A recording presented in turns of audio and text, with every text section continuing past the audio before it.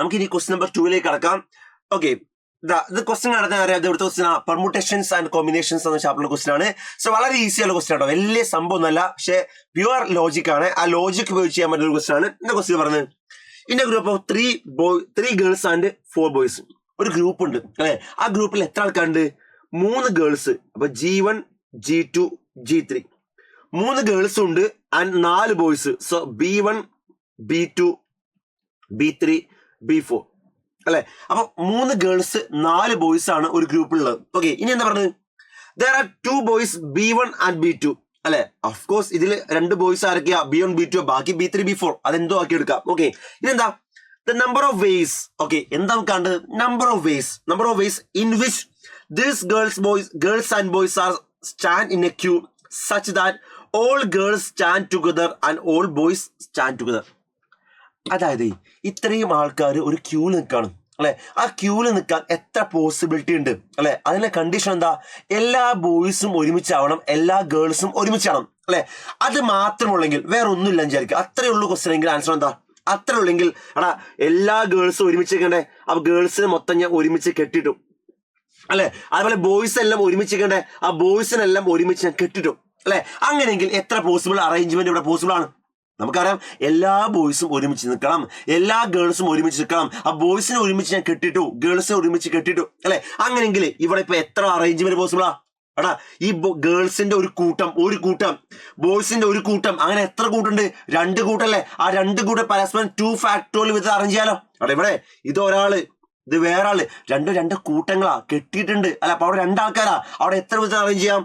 2 factorial പരസ്പരം arrange ചെയ്തു അല്ലെ. ഇനി ആ കെട്ടിന്റെ ഉള്ളിൽ ഗേൾസിന് പരസ്പരം അറേഞ്ച് ചെയ്യാലോ.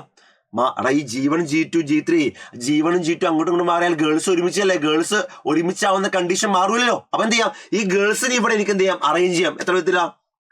3 ഫാക്ടോറിയൽ അല്ലെ.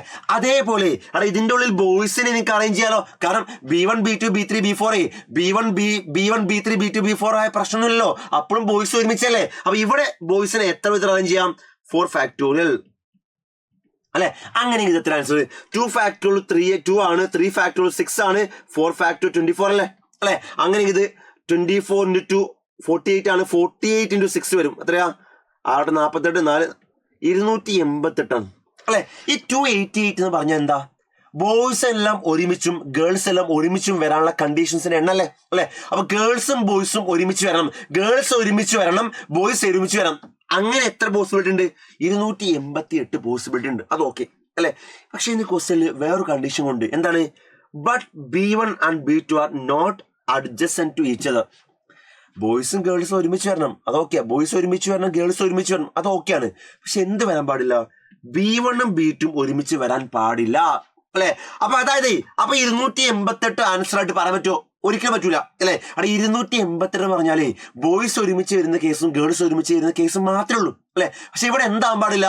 ഈ ബോയ്സ് ഒരുമിച്ച് വരുമ്പോൾ B1 ഉം B2 ഒരുമിച്ച് വരാലോ അല്ലെ. പക്ഷെ ക്വസ്റ്റ്യൻ എന്ത് പറഞ്ഞിട്ടുണ്ട്? B1 ഉം B2 ഒരുമിച്ച് വരാൻ പാടില്ല. അപ്പൊ എന്ത് കാണണം? അവിടെ ഇത് ടോട്ടൽ കേസല്ലേ. ആ ടോട്ടൽ കേസിനെ B1 ഉം B2 ഒരുമിച്ച് വരുന്ന കേസ് കുറച്ചാ പോരെ അല്ലെ. ഇത് ടോട്ടൽ കേസാണ് 288 അല്ലെ. ആ ടോട്ടൽ കേസ് എന്ത് ചെയ്യാ?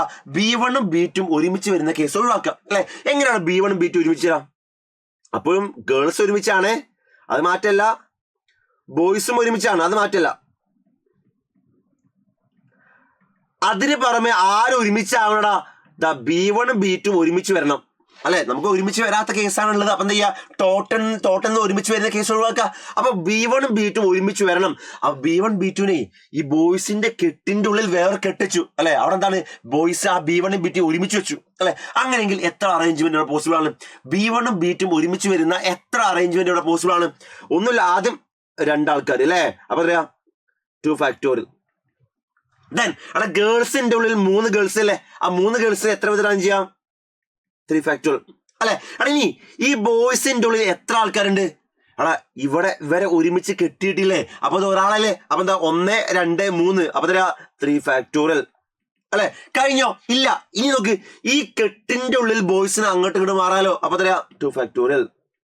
ഇതെങ്ങനെയാ ആദ്യം ഇത് രണ്ടും അറേഞ്ച് ചെയ്യാം 2 ഫാക്ടോറിയൽ. പിന്നെയോ ഗേൾസിന്റെ ഇടയിൽ 3 ആൾക്കാർ, സോ 3 ഫാക്ടോറിയൽ. അവിടെ ബോയ്സിന്റെ ഇടയിൽ ഇത് ഒരാളാണ് അല്ലേ, ഒരുമിച്ച് കെട്ടിട്ട് ഒരാളാണ്, സോ 1 2 3 3 ഫാക്ടോറിയൽ. പിന്നെയോ ഈ കെട്ടിനുള്ള 2 ബോയ്സില്, സോ 2 ഫാക്ടോറിയൽ അല്ലെ. അതാണ് ടോട്ടൽ അറേഞ്ച്മെന്റ്. അപ്പൊ എത്ര പോസിബിളാ എടാ 2 ഫാക്ടോർ 2 അല്ലേ, 3 ഫാക്ടോർ 6 ആണ്, 2 ആണ്. അപ്പൊ എത്രയാ 12 × 12 144 അല്ലേ അല്ലെ. അതായത് 144 കേസിലാണ് എന്ത് ചെയ്യുന്നത്, B1 ഉം B2 ഒരുമിച്ച് വരുന്ന കേസുകൾ അല്ലെ. അങ്ങനെ ഒരുമിച്ച് വരാത്ത കേസ് പറഞ്ഞാലേ ഈ ടോട്ടലിൽ നിന്ന് 144 കുറച്ചാ പോലെ. അപ്പൊ ആൻസർ എന്താ, 288 മൈനസ് 144, ആൻസർ 144 അല്ലെ. സോ ഓപ്ഷൻ 1 ആണ് കറക്റ്റ് ആൻസർ. കിട്ടിയെന്ന് വിചാരിക്കുന്നു. നല്ല ക്വസ്റ്റ്യൻ ആണ്, എക്സാമിന് ഇനിയും ചോദിക്കാൻ ചാൻസ് ക്വസ്റ്റ്യൻ ആണ്.